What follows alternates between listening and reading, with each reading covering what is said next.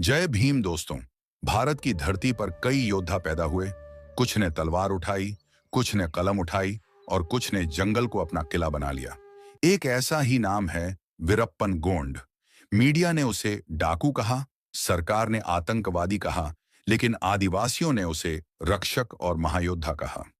सोचिए जरा, 17 साल का एक नौजवान जो जंगल से निकलकर पूरी सत्ता को चुनौती दे देता है। उसके नाम से बड़े बड़े अफसर कांपते थे और शोषित पीड़ित समाज उसे अपना मसीहा मानता था। क्योंकि जहां सरकारें और प्रशासन आदिवासियों को सुरक्षा नहीं दे सके, वहीं वीरप्पन ने उन्हें मजदूरी का पूरा हक दिलवाया, बलात्कार और अत्याचार से मुक्ति दिलाई और शोषण करने वालों को सजा दी।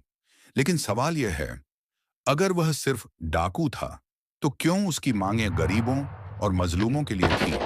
क्यों उसके जाने के बाद भी आदिवासी उसे याद कर आंसू बहाते हैं? और क्यों उसकी मौत के बाद भी लोग कहते हैं, हमने एक बेटा खो दिया है? दोस्तों, आज हम आपको वीरप्पन गोंड की वही कहानी बताएंगे जिसे सत्ता और मीडिया ने दबा दिया। एक ऐसी कहानी जो आपको सोचने पर मजबूर कर देगी कि असली आतंक कौन था, वीरप्पन या फिर मनुवादी व्यवस्था।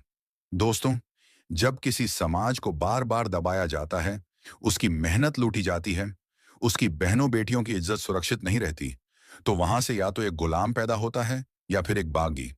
तमिलनाडु और कर्नाटक की सीमा पर बसे जंगलों से निकला वही बागी था वीरप्पन गोंड। गरीबी और अपमान उसके बचपन के साथी थे। उसके पिता एक मामूली मजदूर थे जो जंगल से लकड़ी और चंदन लाकर किसी तरह परिवार का पेट पालते।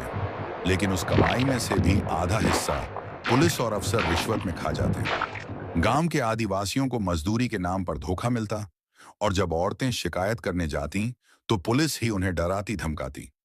छोटे से वीरप्पन ने यह सब अपनी आंखों से देखा। वह बार बार सोचता, क्या हम इंसान नहीं हैं? हमारी मेहनत का कोई मोल क्यों नहीं है? हमारी औरतों की इज्जत क्यों सुरक्षित नहीं है? लेकिन उसकी जिंदगी का सबसे बड़ा मोड़ तब आया जब उसकी अपनी बहन को ब्राह्मण श्रीनिवासन ने धोखा दिया। प्यार का झांसा, गर्भवती बनाकर त्याग देना और फिर खुलेआम मजाक उड़ाना। यह सिर्फ एक लड़की का नहीं, पूरे आदिवासी समाज का अपमान था। यहीं से वीरप्पन के अंदर का ज्वालामुखी फट पड़ा। उसने कसम खाई कि वह इस अन्याय को कभी नहीं छोड़ेगा। और दोस्तों, यही था वह पल जब वीरप्पन ने पहली बार बंदूक उठाई। उसने श्रीनिवासन को मौत के घाट उतार दिया। उसका अंत क्रूर था, लेकिन यह अंत सिर्फ एक इंसान का नहीं था। यह अंत था उस सोच का जो आदिवासी और दलित समाज को हमेशा नीचा दिखाना चाहती थी। लेकिन सवाल उठता है, क्या वीरप्पन ने बंदूक अपनी बहन का बदला लेने के लिए उठाई थी, या फिर उस पूरे समाज के लिए जो सदियों से अपमान झेल रहा था? दोस्तों, यहीं से शुरू हुई वह कहानी जिसे सरकार और मीडिया ने डाकू कहकर बदनाम कर दिया। लेकिन असलियत यह थी कि उसने बंदूक आत्मरक्षा के लिए उठाई, इंसाफ दिलाने के लिए उठाई और अपने समाज की गरिमा बचाने के लिए उठाई। धीरे धीरे जंगल उसका किला बन गए। वह हर आदिवासी के लिए रक्षक बन गया, लेकिन सत्ता और पुलिस के लिए खतरा। और यहीं से पैदा हुआ डाकू वीरप्पन का नाम। लेकिन दोस्तों, क्या वह सच में डाकू था या फिर मजबूरी का योद्धा? इसका जवाब तब मिला जब उसने सत्ता से सीधी लड़ाई लड़ी और अपने समाज के लिए मांगे रखी। दोस्तों, वीरप्पन अब केवल जंगल का राजा नहीं रहा था। अब उसका नाम सत्ता के गलियारों तक पहुंच चुका था। उसकी बंदूक सिर्फ आत्मरक्षा का हथियार नहीं थी, बल्कि आदिवासी समाज की आवाज बन चुकी थी। और फिर आया वह पल जिसने पूरे भारत को हिला दिया।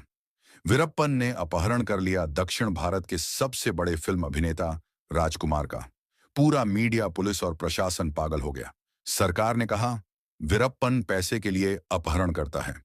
लेकिन दोस्तों, क्या आप जानते हैं कि उसने इस अपहरण के बदले क्या मांगा? उसने करोड़ों रुपए नहीं मांगे, उसने हीरे जवाहरात नहीं मांगे, उसने मांगे रखी अपने समाज के लिए, अपने लोगों के लिए। वीरप्पन ने सरकार के सामने 10 मांगे रखी, जो सुनकर साफ हो जाता है कि वह डाकू नहीं, बल्कि जनता का नेता था। उसकी मांगें थीं। पहली मांग, कावेरी नदी का पानी जब तक विवादित है, तब तक कर्नाटक सरकार हर माह तमिलनाडु को 250 टीएमसी पानी दे। सोचिए दोस्तों, एक डाकू की पहली मांग भी जनता की प्यास बुझाने के लिए थी।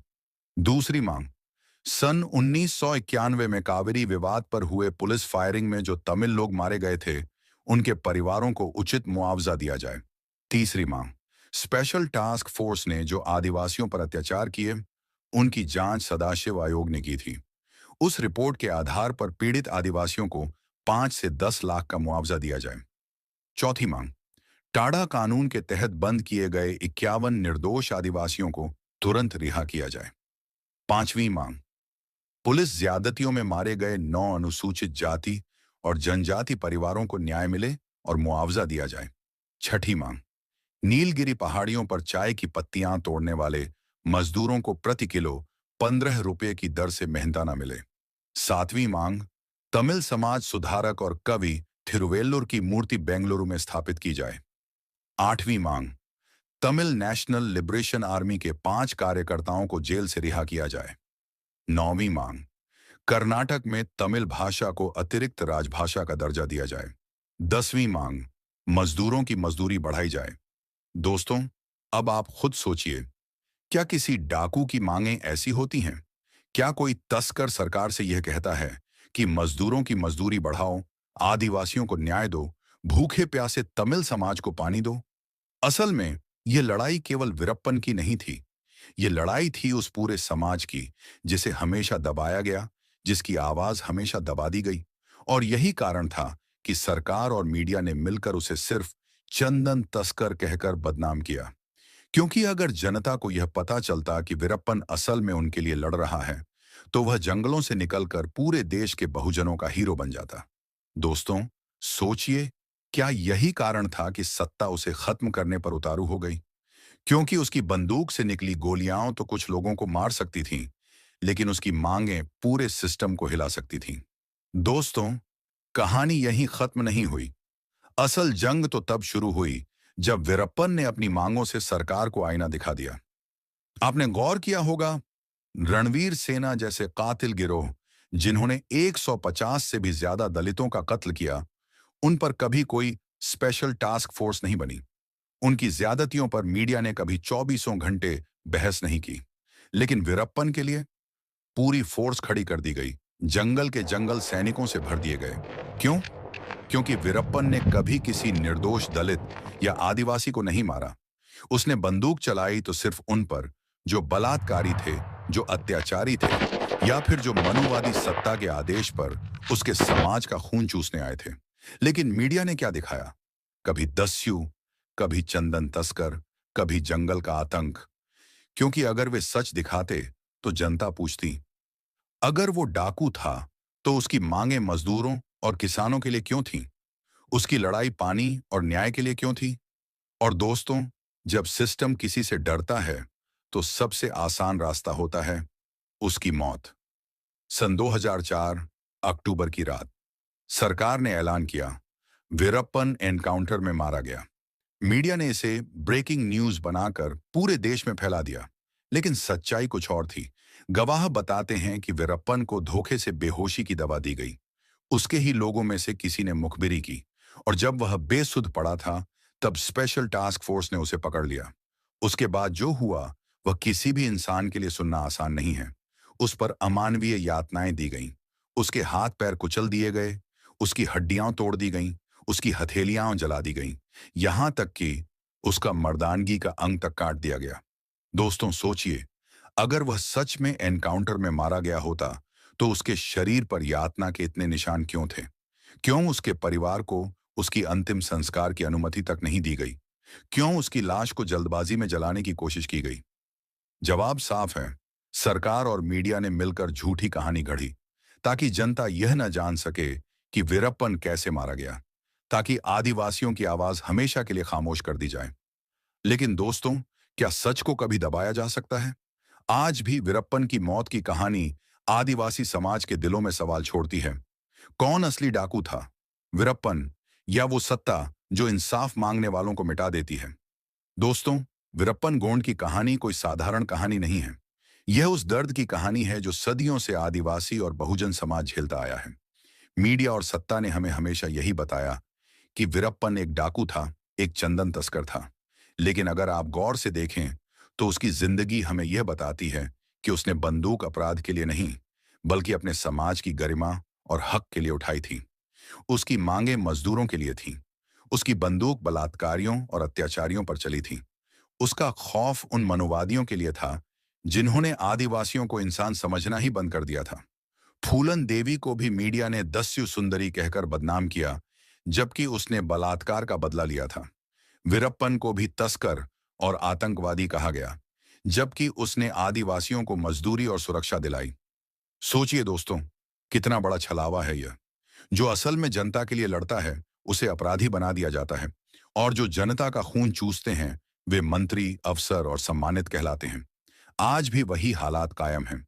कश्मीर से लेकर कन्याकुमारी तक, पूर्वोत्तर से लेकर मध्य भारत तक, आदिवासियों और बहुजन समाज को आतंकवादी, नक्सली या उग्रवादी कहकर मारा जा रहा है। असल में मारा जा रहा है उनकी आवाज, उनकी आजादी की चाह, उनका हक। दोस्तों, हम अगर शहर में रह रहे हैं, तो यह मत सोचिए कि हम सुरक्षित हैं। मनुवादी व्यवस्था हर जगह है। आपके गांव में, आपके कस्बे में, आपके स्कूल कॉलेज में, यहां तक कि आपके बच्चों के भविष्य में भी। तो सवाल यह है, क्या हम चुप रहेंगे? क्या हम सिर्फ तमाशा देखते रहेंगे जबकि हमारे अपने समाज के लोग मारे जा रहे हैं, शोषित हो रहे हैं? या फिर हम आवाज उठाएंगे उस सच के लिए जिसे दबाया जाता है? अगर आप भी मानते हैं कि वीरप्पन गोंड सिर्फ डाकू नहीं था, बल्कि अपने समाज का योद्धा था, तो इस वीडियो को ज्यादा से ज्यादा शेयर कीजिए। चैनल को सब्सक्राइब कीजिए ताकि यह आवाज और मजबूत हो। और अगर आप चाहते हैं कि हम यह सच और भी लोगों तक पहुंचाएं, तो सुपर थैंक्स या नीचे दिए गए क्यूआर कोड के जरिए हमारी मदद जरूर कीजिए। क्योंकि दोस्तों, सच की आवाज दबाई जा सकती है, लेकिन अगर हम सब मिल जाएं, तो ये आवाज गूंज बनकर पूरे देश को हिला सकती है। जय भीम, नमो बुद्धाय।